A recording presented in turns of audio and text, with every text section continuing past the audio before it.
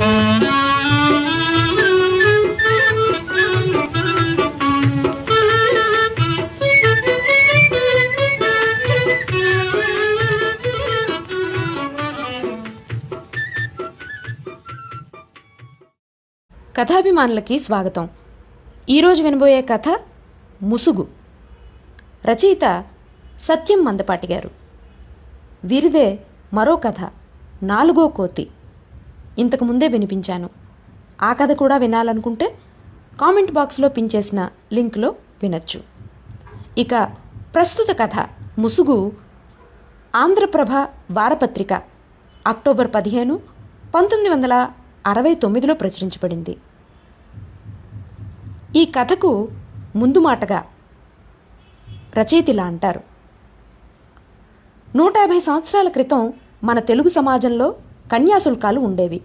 అంటే మగవాళ్ళు డబ్బులిచ్చి ఆడవారిని భార్యలుగా కొనుక్కునేవారు. వయసు మీరిన పెద్దవారు బాల్య వివాహాలు చేసుకునేవారు. అప్పుడు మగవారి కన్నా కూడా సమాజంలో ఆడవారే ఎక్కువ బాధలు పడ్డారు. తర్వాత రోజుల్లో కన్యాశుల్కాలు పోయి కట్నాలు వచ్చాయి. అంటే ఆడపిల్లలు డబ్బులిచ్చి మగవారిని భర్తలుగా కొనుక్కునేవాళ్ళు.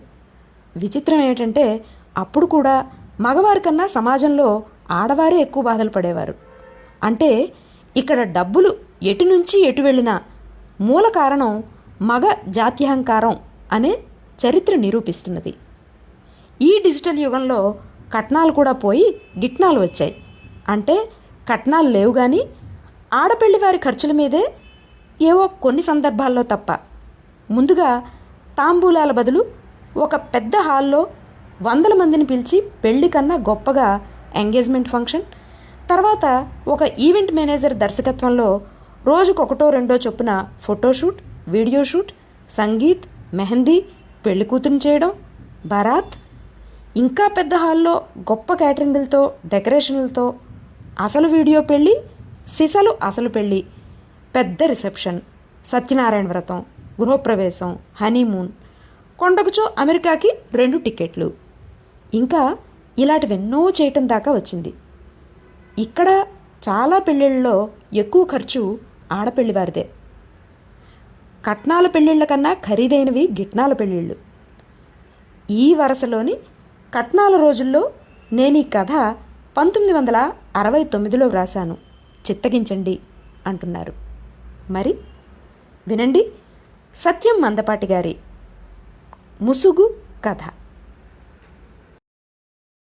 రైలు ఇంకా ఎంచేపట్లో కదులుతుంది అన్నాడు బాబు చిరాకు ప్రదర్శిస్తూ. బయలుదేరుతుంది అన్నాడు సారథి ఆవలిస్తూ. కడుపు నిండా తిని రైలు ఎక్కటం వల్ల బాగా నిద్ర వస్తున్నది. బయట ఎండ తీవ్రంగా ఉండడం వల్ల మూర్తి ట్రైన్ ఎక్కగానే పై బెర్త్ మీద నడుము వాల్చాడు.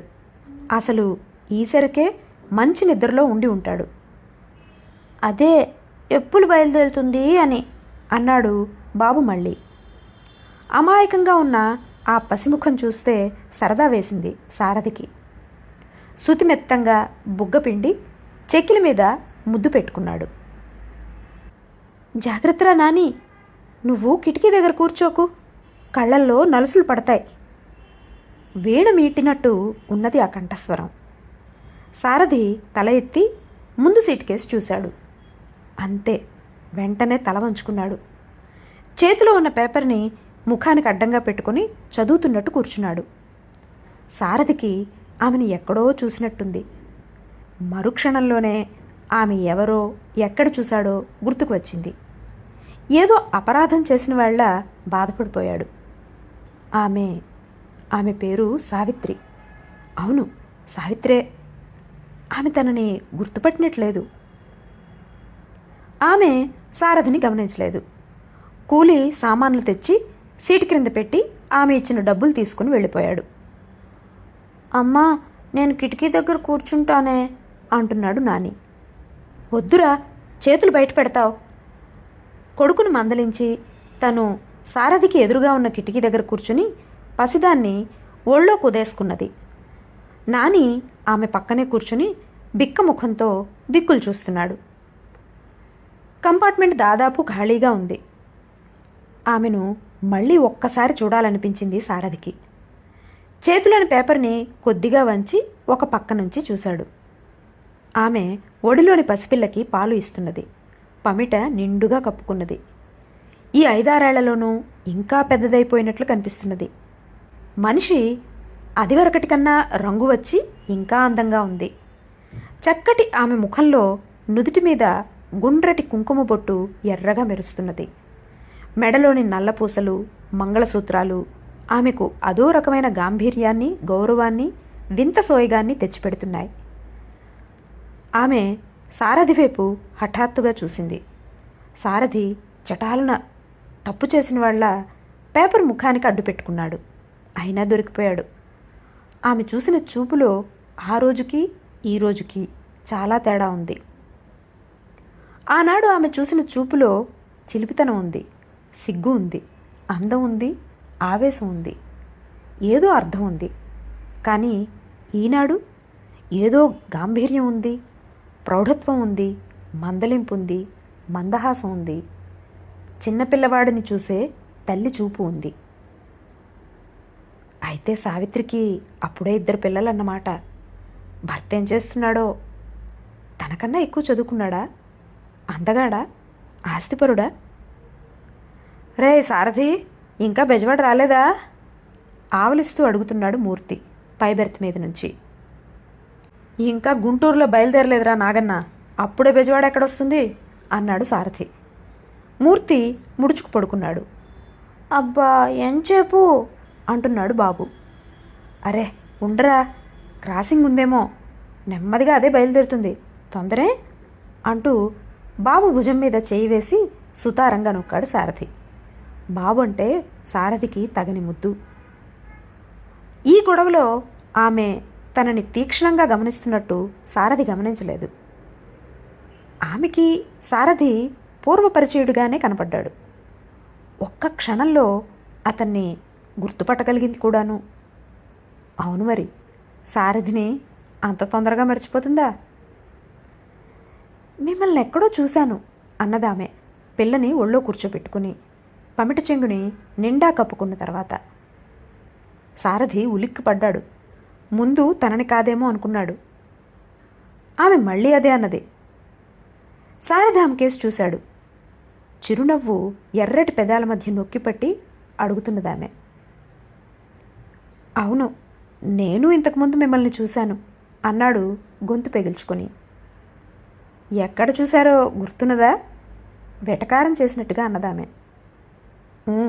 అంటూనే పేపర్ తీసి ముఖానికి అడ్డం పెట్టుకున్నాడు సారథి.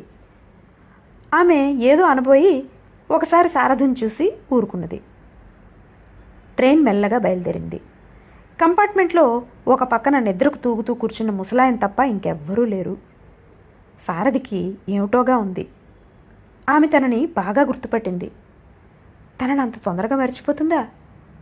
కొంపతీసి తనని అసహ్యించుకోవటం లేదు కదా? తన మీద తనకే అసహ్యం వేస్తున్నది. ఆమెను మొదటిసారిగా పెళ్లి చూపులకని వెళ్ళి వాళ్ళ ఇంట్లోనే చూశాడు. ఆమె ముగ్ధమోహన స్వరూపం, మృదు మంజుల గానం తనని సమ్మోహితుణ్ణి చేశాయి. వెంటనే ఆమెను పెళ్లాడటానికి ఒప్పుకున్నాడు. తండ్రి తన మేనమామతో వెళ్ళి అన్ని మాటలు మాట్లాడుకునే వచ్చాడు. ముహూర్తం త్వరలోనే పెట్టుకుందాం అనుకున్నారు. ఎన్నో సంబంధాలు చూసి చూసి ఇటు జాతకాలు కుదరలేదని, అటు ఆస్తిపరులు కాదని చెప్తుంటే విసిగి వేసారిపోయిన తనకి ఎంతో సంతోషమైంది. మరి పెద్దల మాటలు జవదాటలేని రోజులవి. కానీ ఇంతలోనే తన తండ్రి ముందు ఎవరో ఊదారు. వాళ్ళు చెప్పిన దానికన్నా ఎంతో తాహతు కలిగిన వారేనని, కట్నం ఇంకా ఎక్కువే ఇవ్వగల స్తోమత ఉన్నవారేనని. దానితో తన తండ్రి, మేనమామ కట్నం ఇంకా ఎక్కువ కావాలని పట్టుపట్టారు. ముందుగా అడిగితే ఆలోచించేవాళ్ళమని అంతా ఒప్పుకొని ఇప్పుడు కాదనటం మర్యాదస్తుల లక్షణం కాదని వాళ్ళన్నారు. మాట వచ్చింది. తన తండ్రి ఆ సంబంధం వదులుకున్నాడు. తర్వాత తను ఎన్నో సంబంధాలు చూశాడు. కొందరు పిల్లలు నచ్చలేదు. నచ్చితే జాతకాలు కుదరలేదంటాడు తాత. జాతకాలు కుదిరితే కట్నం చాలలేదంటాడు మేనమావ. వాళ్ళు చెప్పిన మాటలే వింటాడు తండ్రి. చిన్నప్పటి నుంచి ఒద్దికగా ఒక క్రమశిక్షణలో పెరగటం వలన తండ్రిని ఎదిరించే ధైర్యం తనకి లేదు. తను విసిగి వేసారిపోయి ఇక తనకి జన్మకు పెళ్లి కాదనుకున్నాడు. ఏం బాబూ, ఎక్కడికి వెడుతున్నారు? సావిత్రి బాబుని మురిపెంగా అడుగుతున్నది. సారథి విననట్టుగా పేపర్ చదువుతూనే తన చెవులు వాళ్ళకు అప్పగించాడు. బెజవాల అన్నాడు బాబు తల వంచుకొని. ఏమిటి, ఆమెను సూటిగా చూడ్డానికి వీడు కూడా సిగ్గుపడుతున్నాడు అనుకున్నాడు సారథి. మరి అమ్మ రావటం లేదా అడిగింది సావిత్రి లాలింపుగా. అమ్మ దగ్గరికే వెళ్తున్నాంగా అమాయకంగా అన్నాడు బాబు. సారథికి అదోలా అనిపించింది. ఆరా తీస్తున్నది గురు, ఇక నా మీద పడబోతున్నది అనుకున్నాడు. ఆ ప్యాసింజర్ ట్రైను ఏదో స్టేషన్లో ఆగింది, బయలుదేరింది. సారథి ఆలోచనలు మాత్రం సాఫీగా అతన్ని ముసురుకుంటూనే ఉన్నాయి. ఆ వాలకం చూస్తే ఆమె అతన్ని సూటిగా అడిగేలాగానే ఉంది. తనెలా సిద్ధపడాలి? తనని శుద్ధ సంస్కారం లేనివాడిగా చిత్రించుకొని ఉంటుంది. ఛ, ఏమిటిది, ఇంత ఇబ్బందిగా ఉంది వ్యవహారం అనుకున్నాడు. నీకెన్నేళ్ళు బాబు అడిగింది సావిత్రి. ఆమె అలా ఆప్యాయంగా అడుగుతుంటే బాబుకి సరదాగానే ఉంది. అందమైన ఆమె పెదవులు మెరుపు తీగల్లా మెరుస్తున్నా సారథి ఆమె ముఖంలోకి చూడలేకపోతున్నాడు. నాకా 3 ఏళ్ళు అన్నాడు బాబు. ఆమె సన్నగా నవ్వింది. ఏదో కవ్వింపు కనపడింది సారథికి ఆ నవ్వులో. మా నాన్నగాడికి అప్పుడే 4 ఏడు అన్నది సావిత్రి గర్వంగా. ఆమె ఆ మాట ఎవరిని ఉద్దేశించన్నదో బాబుకు తెలియదు. అందుకే వాడు సరదాగా నవ్వాడు. సారథికి ఏమిటో కసిగా ఉంది. ఆమె కాసేపు మాట్లాడకుండా ఉంటే బాగుండుననుకున్నాడు. ఒకసారి భారంగా అటూ ఇటూ కదిలి మళ్ళీ పేపర్లో ముఖం దూర్చాడు.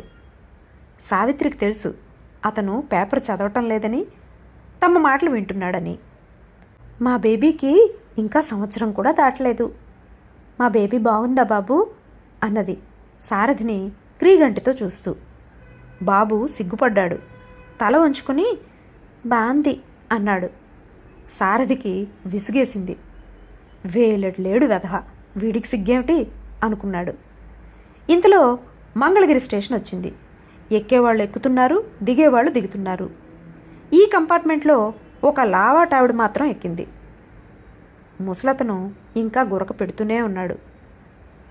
ఒరే సారథి, బెజవాడ వచ్చిందా అన్నాడు మూర్తి పై బెర్త్ మీద నుంచి. లేదు, ఇంకా మంగళగిరే, నువ్వు పడుకో, బెజవాడ రాగానే లేపుతాలే అన్నాడు సారథి. అమ్మా బిస్కెట్లే అంటున్నాడు నాని. ఇప్పుడు వద్దు విసుక్కున్నది సావిత్రి. ఇప్పుడే కావాలే ఏడుపు లంకించుకున్నాడు నాని. సరే ఏడవకు, కొనిస్తా అంటూనే బిస్కెట్లు అమ్మే అతన్ని పిలిచింది సావిత్రి. ఎప్పుడూ క్రిందపడి దొర్లి ఏడిస్తేనే గాని కొనివ్వని అమ్మ వెంటనే కొనివ్వడం నానికి విచిత్రంగానే ఉంది. అయినా అమ్మ బిస్కెట్లు కొంటున్నది, వాడికి అదే చాలు. సావిత్రి మనసు ఆమె స్వాధీనంలో లేదు. ఆమె ఉద్దేశ్యం మాత్రం ఒకటే, సారథి తనని తన సంసారాన్ని చూసి ఈర్ష్యపడాలి, తనని కాదన్నందుకు బాధపడాలి, ఎంత సుఖంగా ముచ్చటగా కాపురం చేసుకుంటున్నది అని అసూయ చెందాలి. ప్రస్తుతానికి మాత్రం ఆమె ఆలోచనలంతే. నానిగాడి ముందు 4 బిస్కెట్లు పోసి ఇంకో 4 బిస్కెట్లు బాబు చేతికి అందించింది. అది చూసి సారథి చటుక్కున పర్సు తీసి రూపాయి నోటు అందించాడు బిస్కెట్లు అమ్మే అతనికి. సావిత్రి గుర్రుగా చూసింది సారథిని. ఏ అబ్బి, అది తీసుకోవద్దు, ఆయనకి తిరిగిచ్చే, ఇది తీసుకో. తనే డబ్బులు ఇచ్చింది సావిత్రి. బిస్కెట్లు అమ్మే అతను సారథి చేతిలో అతనిచ్చిన రూపాయి ఉంచి వెళ్ళిపోయాడు. సావిత్రి ఏదో విజయగర్వంతో చూసింది సారథి వైపు. అతన్ని ఎందుకో దెప్పుతున్నట్టుగా ఉన్నదా చూపు.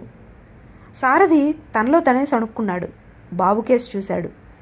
వాడు ఆనందంగా బిస్కెట్లు తింటున్నాడు. సారథి ఇంకోసారి సణుక్కున్నాడు. ట్రైన్ నెమ్మదిగా బయలుదేరింది.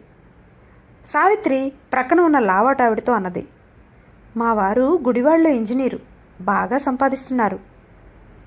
సావిత్రి మాటలు విని ఆవిడ సారథి వైపు ఆప్యాయంగా చూసింది.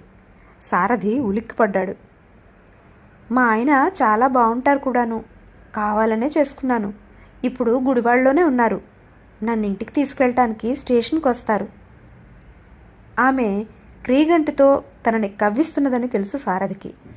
కానీ ఏమీ ఎరగని వాళ్ళ కిటికీలో నుంచి బయటకు చూస్తున్నాడు. లావాటావిడ విచిత్రంగా చూసింది. తరువాత నానిగాడితో కబుర్లలో పడింది. కిటికీలో నుంచి బయటకు చూస్తున్న సావిత్రిని పరిశీలనగా చూశాడు సారథి.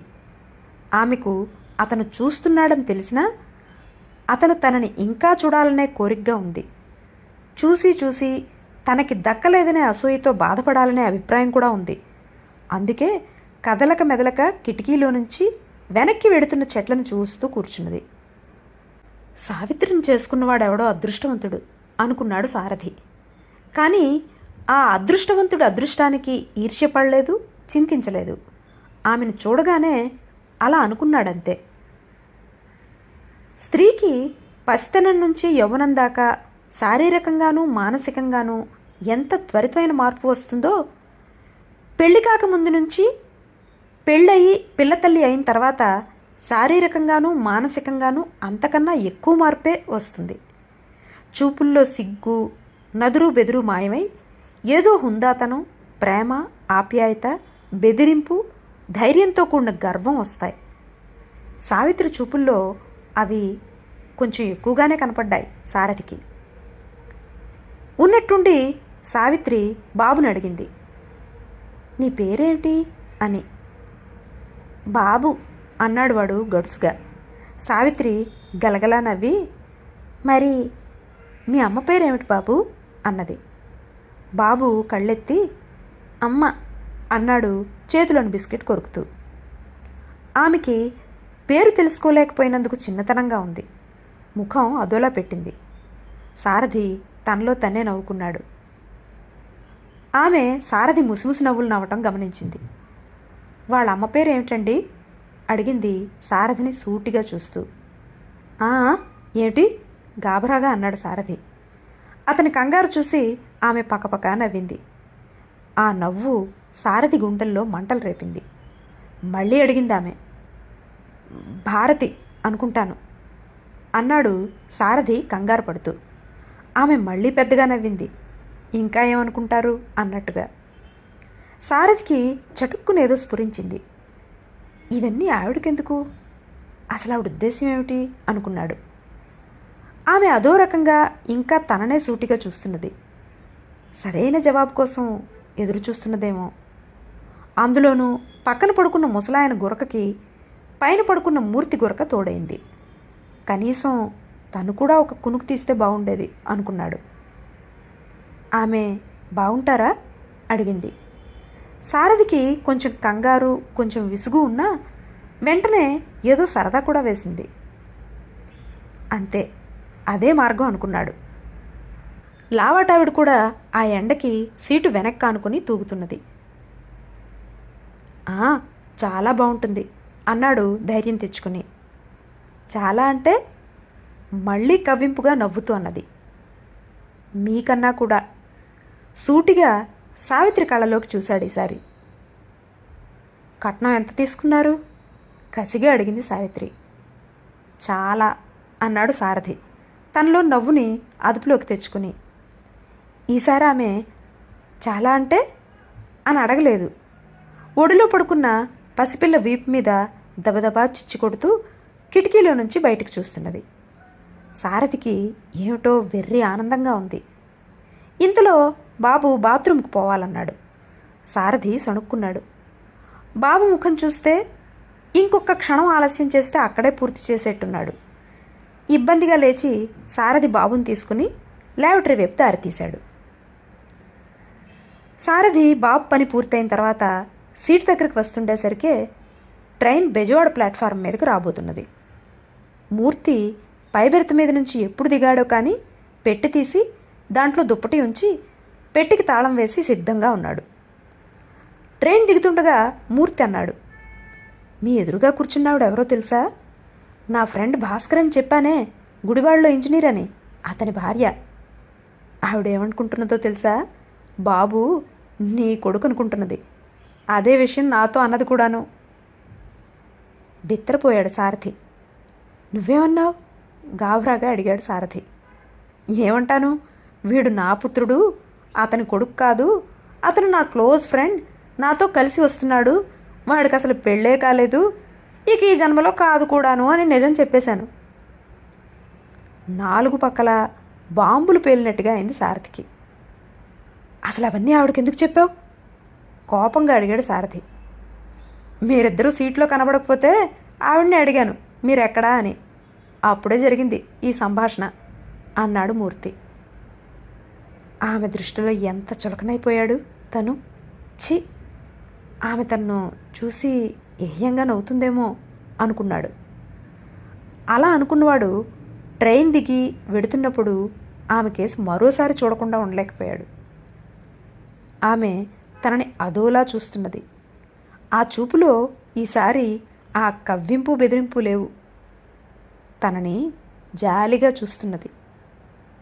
సానుభూతి అందిస్తున్నదా?